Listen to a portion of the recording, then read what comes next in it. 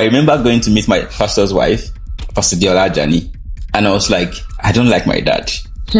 I know my dad to be this kind of person. Now I'm seeing him in this kind of person, and I would not say I've really experienced that personally. Did that make you feel jealous? Yes, a lot of times. Yeah. And she made a statement and said that he brought me up in the way he knew how to be a father. That was how he knew to be a father. So I'd gotten a haircut, barb a particular hairstyle. Please tell us this. I think it was is it Galas? That was when Facebook was the tribe where we post our pictures, and I just posted it on Facebook. My dad saw it, and I was expecting that, okay, when he sees the picture, he was supposed to maybe just call me and talk to me. My dad went to the comment section of my post and scolded me in the comment section. In the public. I went to the post, I took the comment, I deleted it.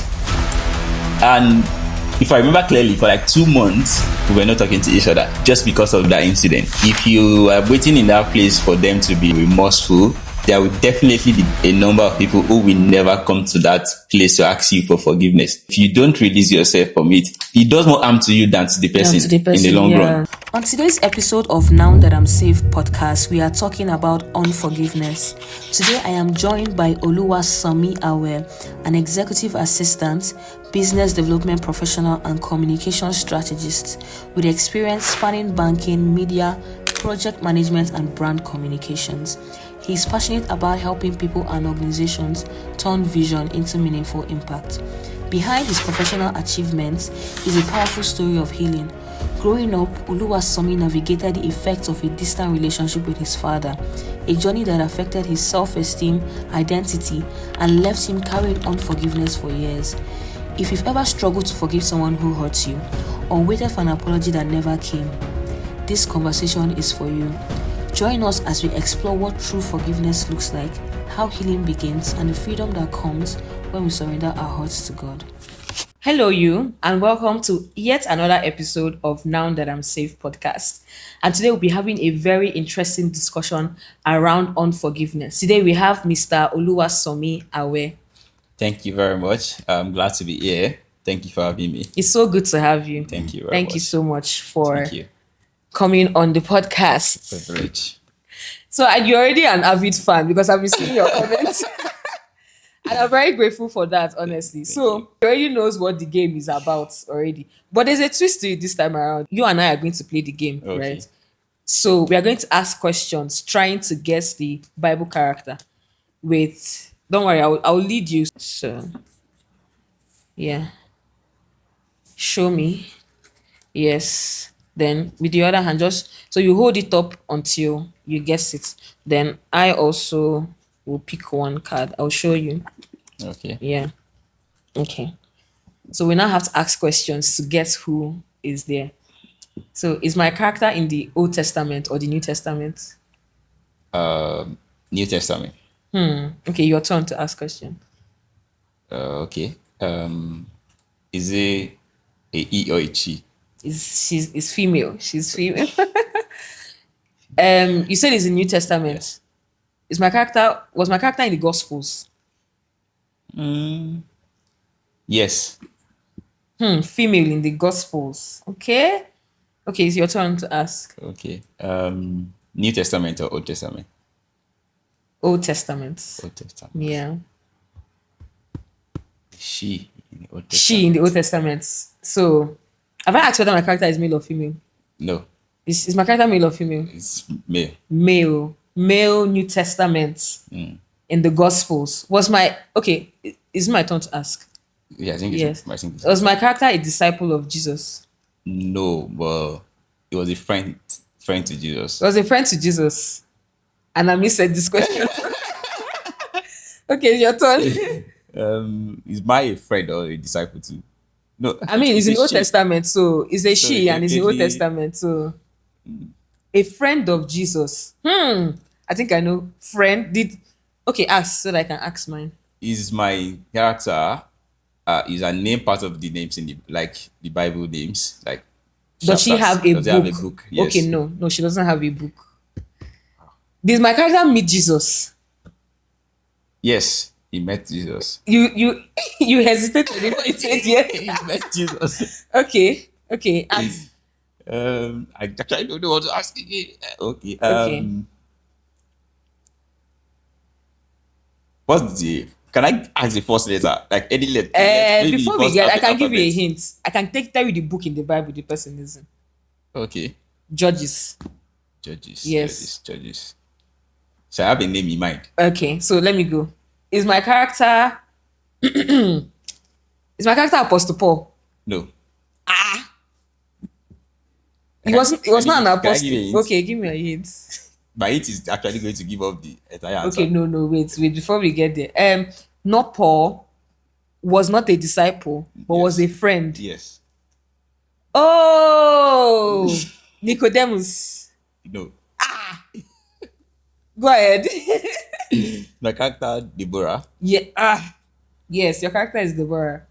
Yes, you got it. Okay. It's Deborah. Okay. Okay, so give me the hints that you wanted to give me. He died and rose again. Jesus rose. Oh, rose again. Lazarus. Wow. Thank you so much. Yeah. Thank you. Once I said Judges, you just picked it up. Yeah. Was she the only female character that appeared in the book of Judges? But like, she's Yeah, when she's you hear very Judges, popular. you know it's definitely Yeah. Deborah. Yeah. Did you enjoy the game? Because Yes, I know you were yes. anticipating the game. I wish we had more time, we would have played more. No problem. Okay, so the first, I know you've watched some of our episodes, so you definitely know the first question that we usually ask our guests. Here, we place more importance on what makes up a person, what they value, what their passions are, rather than what their name is and, the many things that they've done in life, which is good. Yeah. But I feel like if we get to know you by your passions, your values, and your convictions, people know you better. So, can you introduce yourself to us without mentioning your name, what you do for work, or your titles? We want to know you by your passions, your values, your Okay. convictions. Without my name. Yes. Okay. So just a young man. Likes writing, reading, traveling, structures. I like Structure. putting structures to things, like things being in their right In their where right they're places. supposed to be. Yeah. Yeah. Do you have Nigerian OCD? By Nigerian No, OCD, yeah. yeah. I would say I think so. Because I like everything. Yeah. Yeah. Being where they're supposed to be. But in a country like Nigeria, because I too like things being in place, I like structure. But growing older and just having more experience, I just learned that things don't go the way that they're supposed to go. So how do you react in those cases when It's a lot. It's a lot. I have to learn how to just keep quiet. and let- just unless you go. So you love to read, you love to write, you love to travel, yeah. you love structure. What about your convictions? Okay. I would say my convictions are the Holy Spirit. Firstly, then things that make me happy, and that at the same time makes God happy too. Yeah. Majorly. Because it's very important, because there are some things that can make us happy, and not, but they yes. don't make God happy. Yeah.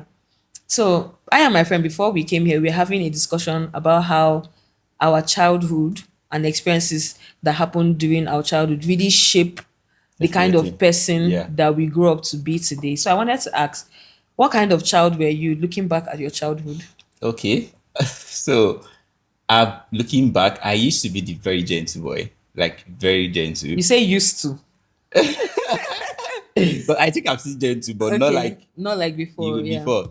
So I used to be very gentle, quiet, easygoing, no troubles. No troubles in school, no trouble back at home. So I think that was the kind of child I was growing Yeah. up. You're a very type A person. Yes. Like, Your parents didn't have to worry about No. you being the black sheep of the no, family. no. So you had like a very normal childhood. Yeah, It was normal just childhood. Go to school, come back home. Simple. yeah. Did I ever feel boring to you? Or At it was just first, the kind of person it you were? wasn't. It was just like normal thing. But I think growing up, it actually now became like boring at some point, because it was just the usual Yeah. thing. Just go to school, come back, do your assignment, stay indoors. So we were always indoors. Yeah, yes. At the point, was it because of your personality or because of the home that you grew up in? So later found out it wasn't because of my personality, but majorly because of, I guess, the home influenced Yeah. my personality. Okay, so what kind of home? What kind of home was So that? my Because we've my had this discussion before, and I know yes. you're waiting for me to ask like the direct So questions. I grew up in a home where everything was simple. Dad, mother, two elder sisters. Um, my dad was a pastor. My mom was a typical obedient housewife. Yeah. Yeah, so everything was my dad. Come back from school. When my dad comes back from work, we come out to say welcome, welcome back. Everybody disappears back to your room. Yeah. So it There was wasn't that just, whole, oh, how was your day? yeah, there was Yeah, there nothing wasn't like that. anything like that. Okay. So you've openly shared that your relationship with your father wasn't always healthy, right? Can you tell us what that looked like growing up? Okay. I think at first it wasn't much of a big deal because I just felt okay. My mom was around, my sisters were around, but it was up until I needed to start making some life decisions, Yeah. getting into university, mixing up with different people from different backgrounds, different. I think that was when it became a big deal to me. And I actually now understand the importance of actually having a good relationship with. Because I think up until going into university, I can't remember sitting like this with my dad and having any conversation at all. It was Yeah. just about basic school, uh, paying of school fees, and it was just a normal. It was just a normal father Yeah. who I just know, but there was no connection that's Yeah. between both of us. No connection, no Yes. relationship. Can we get like a so if someone was asked you to describe your dad now, can we get like a deeper insight into Okay. who your dad So I would was say my or is? dad is a disciplinarian. I think that would be the first thing I would say. Um, uh, Someone who maintains authority and law in the house. Yeah. I want to use a particular word, and I would just say like, let me just say the lion of the house.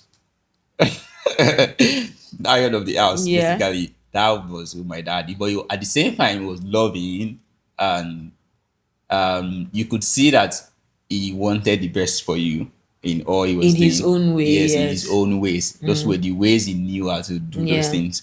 So that is who my dad is.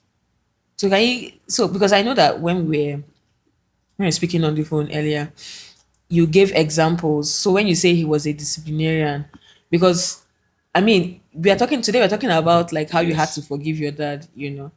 And I know that the story is not something that is just easy, just come and start saying blah blah Yeah, blah blah. yeah. And I get, but before we get there, we have to sort of like create a story. We have to paint a picture Yes, yeah. before we, get into that part, how he affected your how he affected you before we Yes. now get to the part where you now had to, forgive. So you mentioned that he was a disciplinarian, and you also mentioned that he was, you know, a pastor in church and all of that. So one of the questions I wanted to ask is, do you feel like all his time and all his, will I say, emotion now was spent, in the church, like the church got a Yeah. version of your father that you wanted at Wanted. home? I would say yes. And so at first, he was a pastor at a church, not his own ministry. Ministry, yeah. So, but by the time he became a pastor in his own ministry, I kind of saw like a different Side of side of him, him. yeah. The way he related to people, the way he spoke to people. It was more like you could see that shepherd side of him Yeah. in the way he was still fame, but he was now also a little more caring and calmer in the way he related with people. And was something that back at home, we only saw some of those things, just glimpses of them. We Yeah. did not really see him in that full character until when he became like a full-time pastor. Pastor, yeah. So that was the kind. So and it was uh so funny because I know my dad to be this kind of person. Now I'm seeing him in this kind of person, and I would not say I've really experienced that kind Yeah. of person personally. Did that make you feel jealous? Yes, a lot of times. Yeah. A lot of times because I saw church members relate with him in certain way that I We're could not not was relate not with able. him in Yes, that the kind of son. way. Yeah. So it was, I felt jealous multiple times, Yeah. and I started asking myself some questions, my sister's questions on, Yeah. okay, what exactly? I think at some point I started asking God Yeah. questions like, okay, I know you called him to be a pastor, but if I didn't get to see or enjoy these things Yes. This understand. that he is now uh, expressing to To other other people. So people. how sure can am I to be able to say that, okay, if you called him, the relationship he has with you and he has with other people now, can I have that kind of relationship with you and with him too? Yeah. That's in that same way. Okay, the next question I was about to ask you, which you've already answered, is so because of the way that you saw your dad and the way that he grew up, you mentioned that he was very strict. You didn't have like you never really sat down with him to Yeah, like have conversations conversation. aside schoolwork. And I know that a lot of people right now can relate because a lot of Nigerian fathers tend to be like that. So did this at any point affect your relationship with God? Yeah, a In lot what of way? times. I would say that, when you're a pastor's kid, there's a way that everybody expects you to Behave? live. Yeah. You are like, I would say, a prototype for the other kids around you, and everybody expects you to. So I remember when my dad became a full-time pastor, I love wearing shorts. So when we're going for midweek services, I like to just wear my shorts and just go to midweek service. But by the time he became his own church, You couldn't do they that started anymore. saying, you cannot wear shorts to church because other People are people aware. are looking Yeah. at you. So you are the pastor's kid. So how would they see when the pastor's kid is wearing shorts to church? It was hard for me because I kept asking questions. Okay, I used to do this thing before. Why can Why I no can't I longer? do it anymore? So, and I there's a part of me that was now trying to prove a point, and not a good point. The part of me that wanted to prove a point. So Yeah. at every point in time, I started questioning things that I do not naturally question. Like what? Like, okay, having to be in church at this particular time, Yeah. having to attend this particular, like, I had to be in different, have to be in church, Units. different, Yeah, yeah, different do units and different things all. in Yeah. church, different times of the day, different hours of the day, because that is now like the life that Yeah. I now have. So I getting into university, I remember that not from even from right from secondary school, you will always find me amongst the bad boys. I would be possibly like the only good boy among bad boys. And it was Yes. just because I was trying to just prove a point that, okay, even though I'm a pastor's kid, I can Yes. I still can do do these things and battles. still be able to. I know you stuck out like a sore thumb. I know you just didn't fit in.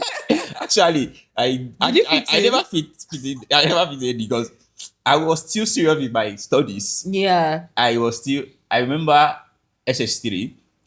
I was not serious with school fellowship. I went to a boarding house. I was not serious with school fellowship because I felt that was not what I wanted to. Yeah. But somehow, when they were picking executive at my school fellowship, they still picked me as an So executive. all you were hanging out with bad guys. It did not work. It did not work actually. So and even in back going to university, I my elder sister went to the same university with me. So she was just like, I would say that she was that person that was my anchor whenever I was maybe trying to veer off or just do some of those Yeah. things. She was just always there Okay. to remind me of Yeah. some things. So Remember the so child of who you are. exactly, remember the side of who you are. Yeah. So at what point or points did you have like, you know, misunderstandings with your dad, right? And when did you now notice that, okay, I really don't like this man, and you just started seeing, because I know that growing up, everybody already by default, you cherish and adore and you look Yeah. up to your Your parents, parents. right? So at what point were you like, because I know that all these things did not just start one day. I definitely know that it built up. So at Mm, what point were you like, this man? I mean, I've been trained to love you and respect you, yeah. but I don't feel that way. I think it started when I came to the age where I could make some decisions for myself. Yeah. So I think the first one I can remember clearly was my 300 level in school. That was when like different hairstyles became common among guys in school. Yeah. Like you want to just explore and just try out some new things. Pastor's kid. So like growing up, my dad used to be the one to cut my hair Okay. up until when I now started saying no, I don't want him to. To cut I your hair, wanted yeah. to go to the salon myself. So I remember clearly I barbed a particular hairstyle. Please tell us the hairstyle. I think it was is it Galas? That was when he was like the popular Trending, yes. trending. So I'd gotten a haircut and taking pictures. And that was when Facebook was like the tribe where we post our pictures. And I just posted it on Facebook. So my dad saw it and I was expecting that, okay, when he sees the picture, he was supposed to maybe just call me and talk to me. My dad went to the comment section of my post and scolded me in the comment section. In the public Exactly. of everybody. He scolded me on the comment section. Do you remember what he typed? I can't remember clearly, but I knew that it's like him just calling me out in public. And I went to the post, I took the comment, I deleted it. Okay. So I deleted the comments and acted like Nothing happened. I didn't call him. And if I remember clearly, for like 2 months, we were not talking to each other just because of that, Because of the hairstyle, because of that incident. So my sister was the one that was, he called my sister, but I know that whenever he calls my sister, he still asks of me, but he never picked up the phone to call me to call ask you, of me. yeah. And he went on for like 2 months, and he took a friend of mine to now ask me one day that, have you called when last did you talk to your dad? I was yeah. like, I've not called him since. And she was the one, and I said, okay, pick your phone and call your And dad. call him. Sincerely, I can't remember what the first conversation went like. I just know that I called him to just, and I was like, I just called to check up on him. And that was now how we now started talking back Yeah. again. So that was particular one was particular. how it started. So as a pastor's kid, right? I feel like, correct me if I'm wrong, but I feel like you posted that picture because you wanted him to see it. Yeah, definitely. Yeah. So you were basically looking for attention from him. Yeah, and I think validation. So to say. Validation, exactly. Yeah. Because I think I grew up to understand that, okay, I was this timid young man who I remember clearly when I was in school. When a class is going on, I try to get to every venue, every class before the class starts, so that I can be seated. Because whenever the class is on, I don't like entering the class because I feel like Everybody's eyes will be is on looking you. at me, and I'll start checking out. Okay, am I wearing the right clothes? Am I dressed properly? So it was a big deal for me. So Yeah. I don't like going to class. So I think I started looking for validation in different Ways, places, yeah. friends. So I feel like the main reason I even barbed that hairstyle in the first place was to just be able to feel among with what was happening at that point. So you're saying that your relationship with your dad or lack of was affected your esteem, A right? lot. You had low self-esteem Yes. because of it. So I mean, all of these things are happening. I know that there are even other examples that you share. I don't know. I don't want to share it again because you shared it with me on the phone. But I know that this was something. This was a burden. This was something heavy that you were Yes. carrying for so many years. So was there? At what point did you now finally let go? Was he him that came to say, "Oh, I don't think I've been treating you right"? That one is just a fever dream because that can never happen in See the way- that can never happen in Nigeria. But when did you finally decide to let go of all that burden? Okay, so I would say um about 2 years ago, about 2 to 3 years ago, um was when I think I started taking my walk with God More more seriously. seriously. I was still like a pastor's kid, although that particular tag that used to even be something that none of my friend, Knew that you were because a pastor's I child. wasn't proud to say I was a pastor's kid. And even people that knew I was a pastor's kid, if you call me a pastor's kid, there was a tag that I disliked.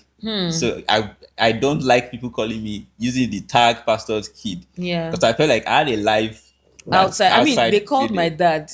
They did not call me. Exactly. I used to say that a lot. Yeah. So if you call me pastor's kid, there's a way I'd reply. Yeah. So, but it was like about 3 years ago. That was where I joined a particular church. You can call the Yeah, I church's joined name, please. Petra Yeah. Christian Center, and started listening to messages and started understanding some things. And I think he started letting me know that it was more like it was actually a serious. I never saw it as it was a big deal, but it was something that I had gotten used to, and I just continued to live my So you life. just carried on with the grudge and Exactly, just just carried on continued. with it Yeah. and just allowed it to just be there. Yeah. And it was so bad that I don't know how to pick my phone and call my dad. And even if he calls me, he can call me and the phone will be here. It can take me minutes before I decide to. Because in my head, I'm already thinking of, okay, what happened? What did I do What are we wrong? going to exactly Yeah. what is the conversation going to be about Like, again? yeah. What are we going to be discussing? So I process everything before I pick my phone to even call him. And even if I call him, our conversations are not long. 2 minutes max. 1 minute, 2 minutes, we are done. It just Yeah. how are you? How are you? That's all. We don't, and I never allowed myself to show my weakness to him too. So I couldn't be vulnerable with him. So I remember going to meet my pastor's wife, Pastor Diola Jani, and I was like, I don't like my dad. And I just like I was just listing the different things he did wrong. I like the various things. And she made a statement and said that that was all he knows. Like he brought me up in the way he He knew how knew to be a how father. to. That was Yeah. how he knew to be a father. So it was never his fault. I think that was the first time I sat down to actually process it and be like, okay, maybe this is actually true. Maybe he actually, because I know that also he wasn't, I wouldn't say my dad also had a good relationship with his own father too.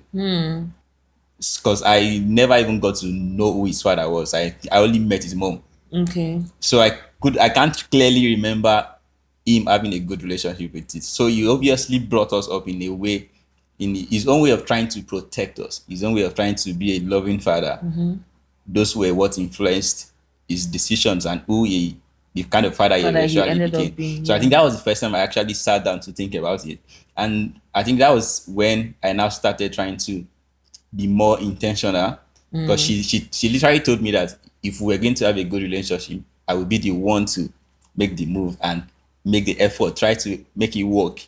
So I think that was when I started trying to make it, try to call, try to Yeah. just send him a random message or just checking on him. But it was still like very, very, very, very hard, because there's still a part of me that I expected that okay, maybe he was going to come Come around. around one day. Maybe he's just going to understand that okay, I wasn't too good to, Yeah. and To. let me just maybe apologize or just be Yeah. more I was even going intentional. to get to that because the next question I wanted to ask you was, did he ever become the father that you hoped he would be? And if not, how did you make peace with that? Okay, so I would say he never became the father I hoped he would be, but I think he became the father that I accepted and ended up loving Yeah. for who he is, because I believe that he made a lot of Sacrifices. sacrifices Yes. for me to be Where you are where I today. am today. And I came to understand it to just accept that and love him for who he is, not Yeah. for who I actually want him Wants to him to be. be. That makes so much sense. So I know a lot of people that be watching this now will probably relate, like I said before, your definition of your father is not far from what the typical Nigerian father is. Oh, there's food on your table, there are clothes on your Yeah, back, there's a yeah, roof yeah. over your head. Why do you want me to have discussions with you? I mean, so for all of them, it's just like I do my duties, I come home, I don't come home late, I don't womanize, I don't drink, I do what I'm supposed to do, Supposed to and that's it. If you want any vulnerability, go to go your to your mother. mother. But a lot of times they don't know how much having like a relationship with your father, like man to man, like Yes, yes, how yes. that really goes ahead to affect the way that you see life in general. So so now we want to get into like reasons why, or forgive unforgiveness, as a topic generally now, because we've painted the picture Yeah. and we know where you're coming from. So you have authority, right, to speak to people. So one of the questions I want to ask is, so it's just weird, like, right? I was on my own, no, you hurt me. Now I now have to do the work to forgive you. So why should we forgive people? Why should people forgive people that hurt them? Especially in your case where it's like they never reckoned that, I was in the wrong. Yeah. Why should people do that? I think it's very important because um if you sit down to look at it, you are the one carrying the baggage. That's so true. Because you like, I'll paint an example of a bear that is inside a cage. A bear. A bed. Oh, a bed, A bed okay. inside a cage, and let's say an electrocuted cage. Oh, So there's a level to where that bird can express himself or herself inside that cage. I feel like that is what unforgiveness does to you, because you are carrying not just the load of the unforgiveness, but the people you think that offended you, they are possibly living their best their best life. life, Yes. and you are there bearing the burden of both their burden and And your your own body, burden. You are yeah. just carrying it all by yourself, and you just continue to go on like that, and you expect them to come one day and ask you for forgiveness, but that may never happen. Yeah. So I think that you are doing yourself a bigger good forgiving them than even for them. For them, So yeah. forgiving them is doing yourself a bigger good, Yeah. because he releases you From of that cage. the odds, the baggages you were carrying, and it just gives you freedom to spread your wings and just fly and Fly, enjoy yeah. the life that you have. Yeah. That is so good. As Christians, it's even more unfair to some people. Because in the beginning I said Jesus said we should forgive 70 times 70 7 times 7. in one day. The same person said if someone slaps you on one cheek, turn the Turn the other other. cheek. If someone says you should go 1 mile, you go 2 miles or 10 miles. So I think that already the life of a Christian, it's almost like anything anybody does to you, offenses will come, but Definitely. you have to do something about it. Yes. And looking at it surface level, it's like it's unfair. But like you said, it's doing yourself more More disservice if you disservice. don't Yes. release, if you don't let go. So, um, so some people, there's this common phrase, forgive and forget, right? So some people will say, I will forgive, but I will never Never forget. forget. And me, I'm of the opinion that if you forgive, you might as well forget, because unless you want to change the way that the emotions that you feel when you remember.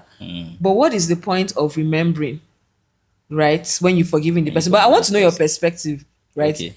What do you think? Should you forgive and forget, or Oh, should you forgive okay. and remember? So for me, I think forgetting is hard, Okay.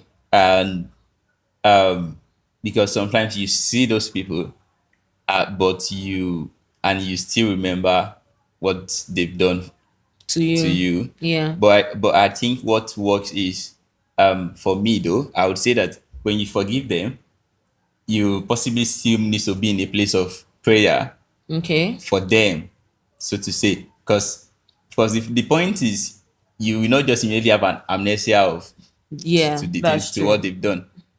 You see them and possibly still remember, but you now need to be conscious of, where you're going, you Yeah. know what God has called you to be, and you know that this is definitely something that is going to possibly hinder you from getting to becoming who God has called you to be. To be, yeah. So after you've forgiven them, you might still need to constantly pray for them to heal yourself and heal you of whatever trauma or Or whatever trauma that the remnants person that has you might placed. still be having against them.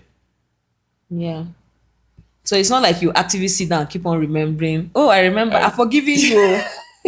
But so remember I think when you did. it's not like you actively sit down and Mm, still remember, but yeah. but my seeing them or meeting yourself in some particular circumstances can trigger or bring back, okay, what this person has done for Has you, done. done for Yeah. against you. So now, okay, removing this particular case that you unforgiveness that you had with your dad. Now we're looking at unforgiveness in In general. Let's say general. maybe between friends or between friends rather, right? So now there's a thin line between forgiving somebody and setting boundaries. So where will you draw the line where somebody has repeatedly done something over and over again, but as Christians, we are supposed to forgive and turn the other cheek and, do all of the gracious things that Jesus told us Yes. to do. So where do you now draw the line and create boundaries and say, okay, I've forgiven you, but do you understand? You There's a can't do this limit. anymore because some people might now interpret this to now go back to the abusers or go back to abusive friendships and relationships, right?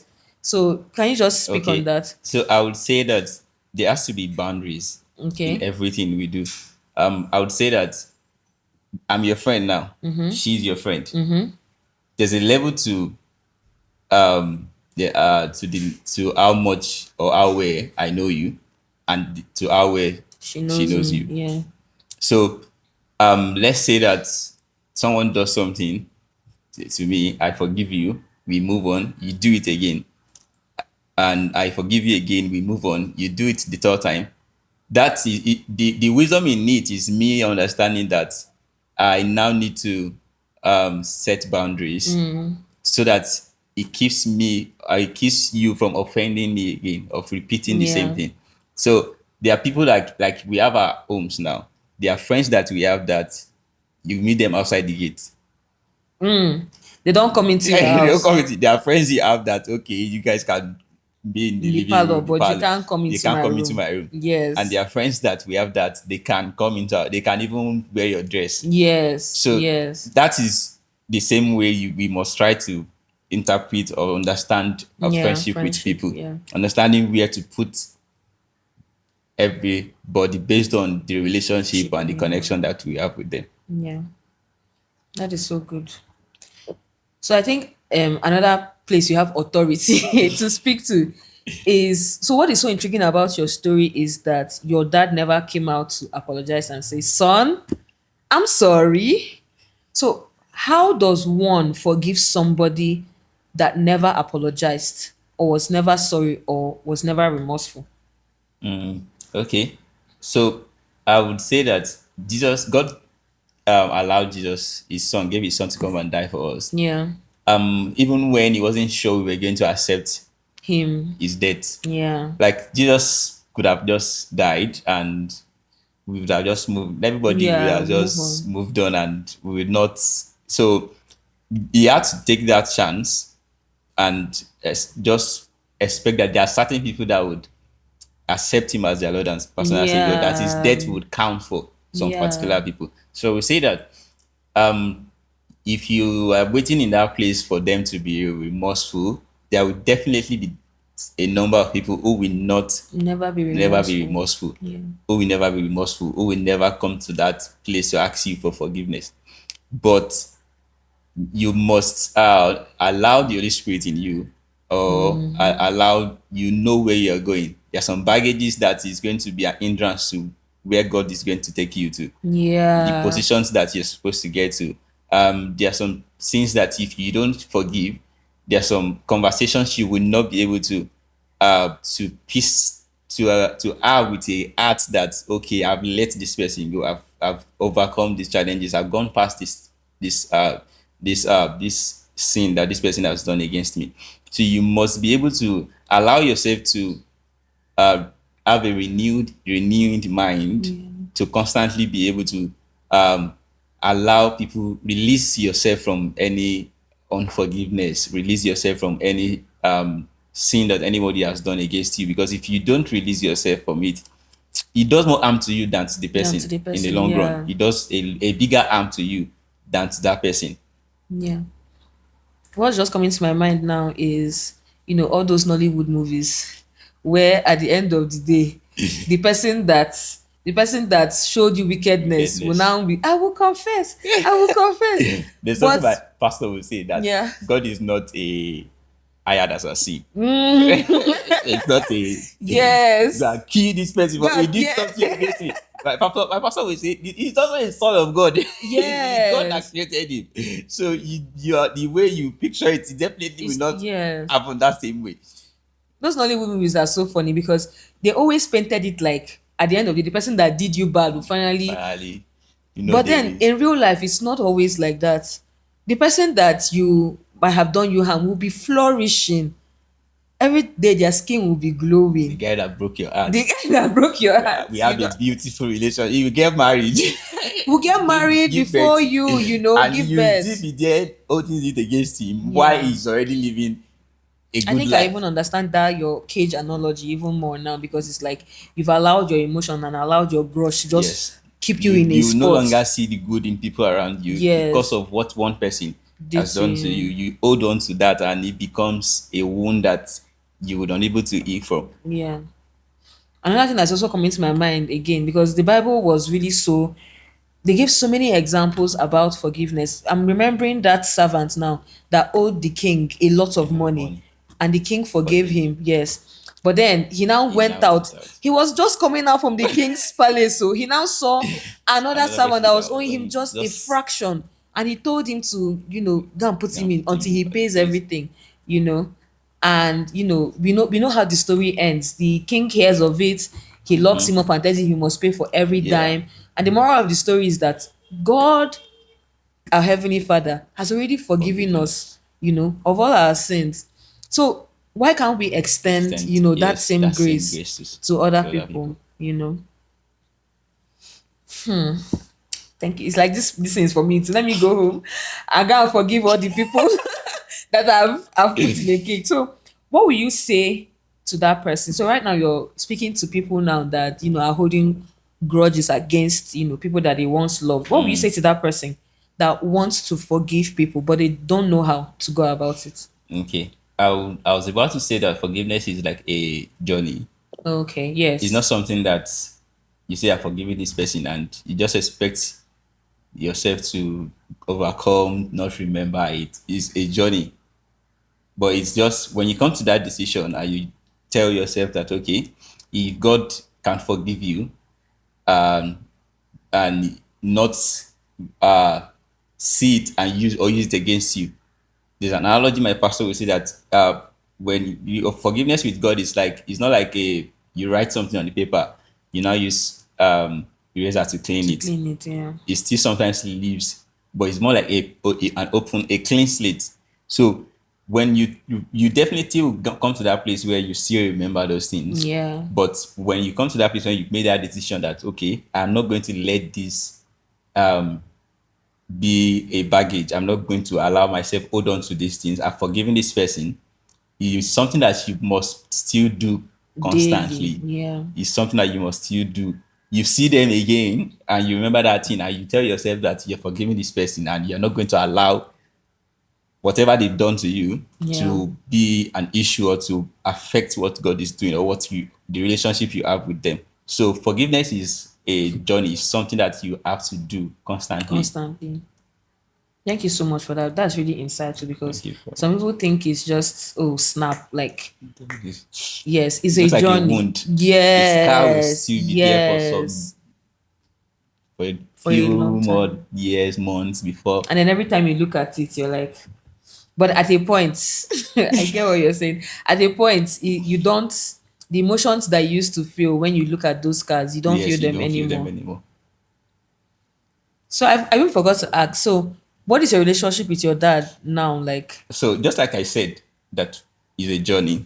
I would say that we both now are making conscious effort to I would not say we are there yet, Yeah. but we both are making conscious effort, because there are some things he wants to ask me. I would let me say an example. There was a conversation he had with my sister, my elder sister, that he was supposed to have asked me With directly, but he somehow asked my elder sister, and because my elder sister, me and my elder sister, Kenny, yeah. we talk a lot. Yeah. So I had already told her how the thing happened. So it was my elder sister that now told him that, oh, this thing happened though. So it was when he heard that, oh, this was what happened. That was when I think I now texted him. So I woke up one particular day and I just felt like the Holy Spirit asking me to be vulnerable with my dad, just tell him what is happening, Yeah. like how is life going generally. So I just texted him and just told him, okay, like I was actually going through a lot at that particular time, and I was just talking to my father, literally in that text message. I just sent him a Very long long. message, and when he read it, he just said, "Can I call you?" Oh wow. And when he called me, he just like he was now asking about different things. Okay, what Yeah. happened? So I'd actually just came out of a breakup, Oh. and they knew about the relationship, but I did not tell them. I did not tell him and my mom that okay, this had happened. It was Yeah. my sister that told him. So when Okay. he called me, he was asking, okay, what actually happened? He was now trying to know, Oh. okay, what happened? So that was when I now was able to tell him, okay, this was what happened, and this has how things has been going. So, and that is the place of also allowing the Holy Spirit to direct you. Yeah. Because if I had not sent that message, we wouldn't have been able to have that conversation. Conversation So with I would say you. that we both are making conscious effort to be able to now build that connection and build that relationship. I'm so happy to hear that. That's so good. So Yeah. the fact that he called you and you guys spoke, I'm very sure that throughout your childhood, that was what you were looking Yeah, for, yeah, yes, you know. yes, And I know yes. that there were times we also prayed for him, even when you didn't feel like praying. And I just feel like this was one of the answers Answered to prayer, your yes. prayers. Yes. That's so good. We're actually coming to the end of the episode, and I'm sad. And I'm sad. I've exhausted all my questions here. So off the top of my head, now because earlier when we were laying a foundation, we said that our childhood experiences kind of shape the people that we turn out to be as adults. But sometimes it's also lack of experiences that you want to compensate for. So right now, what kind of father do you think you're going to be to your children when you think about it? So, I used to boldly say that there are certain things I saw my dad do that I definitely will still do, Yeah, but there are certain things that I would not want to do. to do. Yeah. But the funny part is there are some things that we unconsciously, there's a way you Yes, can unconsciously become what you say you don't you want don't to want be. to become. You Yes. don't even know, but you're already portraying those characters. You already, because you spend the longest part of your Yes. life in that environment, and you've unconsciously pick up those things. So I think the is consciously sitting down and analyzing, okay, who are you, what kind of traits did you see in your father that you think is worthy to be emulated, Emulated. and Yeah. what are the ones that you feel like, okay, he can be better, Yeah. and trying to now be conscious about the steps you take, the decisions you make to become that kind of father that you want your kids to be. And it may have to be you listening to messages being submitted to people that you see as worthy examples that have things that you think you need to learn to now become, to be able to become that kind of father when the time comes to. Yeah. I mean, this one you're now preaching because actually you. I mean, I get all that you said, and it's so profound, though.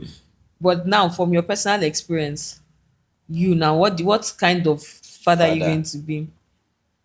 Okay. Sorry, I'm putting you on the spot. No problem. So I would say that um I would be a father that my kids can talk to about everything. Very important. About everything. I want to be their best friend. Very important. Yes. I want to be their best friend. I know that it's easier said than Than done. done, but it's something that I am trying to consciously work towards, because I am someone that doesn't like confrontations.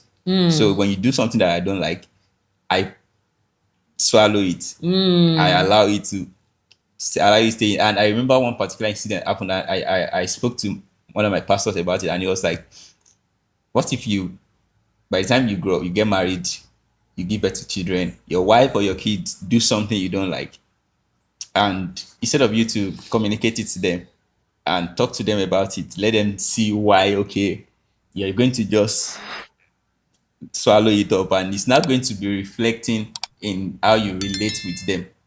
So Yeah. I'm trying to consciously build myself, learn to be so that I can be, because I want to be their best friend. I want them to be able to talk to me about literally everything, even when they do something that is wrong. They should still be able to come to you. I would say that you should still be a home to them, even when they are outside there and they are going outside to the world and seeing different. They should our parents. You should still be the home to them. Yeah. So I think that's the kind of father. That's so good. Amen to all your prayers. It would all come to pass. Amen. So, guys, I think that brings us to the end of this episode on unforgiveness. I hope that you watching this, you have resolved in your heart to let go of that grudge and unforgiveness that you have against anyone, remembering that it's doing you more good than the person that you're holding the grudge against. Don't be that bird in an electrocuted cage, right? So if you got into this part of the video, you'll be doing yourself a great disservice. I will hold grudge with you. And I don't think I'll forgive easily. Don't mind me, I'm joking. But please like, share, subscribe, send this video to somebody that you know that needs to forgive or let go of one hurt or the other. Especially if the person that they're trying to forgive doesn't even reckon that they did anything to them. Please join hands with me and beg people to subscribe to my YouTube channel. Subscribe and share with your friends. It's going to help someone in different ways that you did not even expect. Thank you very much. Thank you so much, Sam. Thank you very much. And until next time, I remain your host, Onyinye, and this is the Now That I'm Safe podcast. Bye.